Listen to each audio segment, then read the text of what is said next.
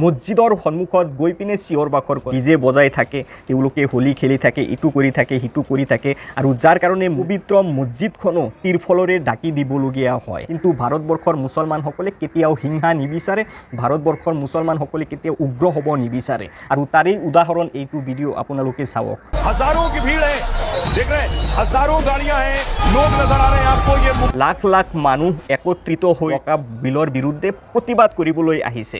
কিন্তু এনেকুৱা ধৰণৰ প্ৰতিবাদ যাতে ভাৰতবৰ্ষৰ আন কোনো বেলেগ ধৰ্মাৱলম্বী মানুহৰ কোনো ধৰণৰ অসুবিধা নহয়, কোনো ধৰণৰ যাতে চিঞৰ বাখৰ নহয়, কোনো ধৰণৰ যাতে হয় হাল্লা নহয়, ভয়াৱহ আন্দোলন নকৰাকৈ মনে মনে থাকি শান্তি শৃংখলা বজাই ৰাখি মোদী চৰকাৰক দেখুৱাই আছে। এইসকল মানুহে যদি একেলগে প্ৰতিবাদ কৰিলে হৈ, যদি একেলগে তেওঁলোকে ধৰ্ণা দিলে হৈ, তেতিয়াহ'লে ভাৰতবৰ্ষৰ পৰিস্থিতি কেনেকুৱা হ'লে হৈ আপোনালোকে নিশ্চয় এবাৰ চিন্তা কৰি। হয়, এটা কথা মানিব লাগিব, আমি বৰ্তমান সময়ত দেখি আছোঁ ভাৰতবৰ্ষৰ এটা দুটা ৰাজ্যত তাত আমি দেখি আছোঁ উগ্ৰ প্ৰতিবাদো হৈ আছে। নীতিশ কুমাৰৰ পুতলা জ্বলাই আছে, নীতিশ কুমাৰক চেণ্ডেল মাৰি আছে, নীতিশ কুমাৰক জোতাৰ মালা পিন্ধাই আছে, আৰু কিয়নো এইবিলাক নকৰিব? নীতিশ কুমাৰ আৰু চন্দ্ৰবাবু নাইডুৱে মুছলমানসকলৰ লগত যেনেধৰণৰ বিশ্বাসঘাতকতা কৰিলে তাৰ পৰিণাম নিশ্চয় তেওঁলোকে ভোগ কৰিব লাগিব। তেওঁলোকে পবিত্ৰ ৰমজান মাহত মছজিদত গৈ পিনে ইফতাৰ কৰি মুছলমানসকলক প্ৰতিশ্ৰুতি দিছিলে যে আমি মোদী চৰকাৰৰ আইনখন আমি কেতিয়াও মানি নলওঁ, আমি কেতিয়াও সমৰ্থন নকৰোঁ, আৰু সেই দুজন বিশ্বাসঘাতকেই আইনখন বলবৎ কৰালে। গতিকে ইয়াৰ ফল নিশ্চয় ভয়াৱহ হ'ব।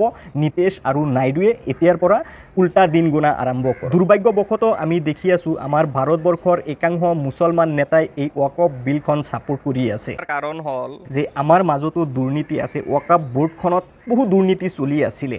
সেই বুলি কেৱল ওয়াকফ বোৰ্ডতে দুৰ্নীতি চলি আছে নেকি? কেৱল মুছলমান সমাজতে দুৰ্নীতি চলি আছে? দুৰ্নীতি ক'ত নহয়, হিন্দু ধৰ্মাৱলম্বী বহু অনুষ্ঠানত দুৰ্নীতি চলি আছে। সেই বুলি সেই অনুষ্ঠান প্ৰতিষ্ঠানবিলাক চৰকাৰে বন্ধ কৰি দিব নেকি, বেন কৰি দিব নেকি?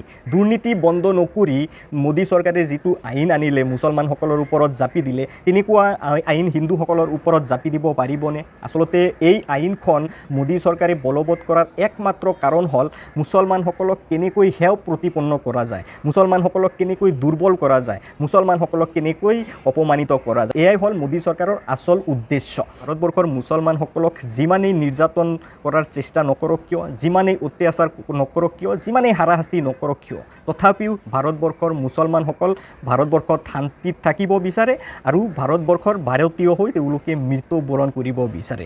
যিসকল ভাই বন্ধুৱে মোৰ ভিডিঅ'টো ৱাচ কৰিলে তেওঁলোকক ধন্যবাদ জনাইছোঁ, আৰু আপোনালোকে বিশ্বাস ৰাখিব, আমি যদি সত্যৰ লগত আছোঁ তেতিয়াহ'লে আল্লাহ আমাৰ লগত আছে। সকলোৱে ভালে থাকক, সুস্থ থাকক, লগ পাম পৰৱৰ্তী ভিডিঅ'ত। জয় অসম।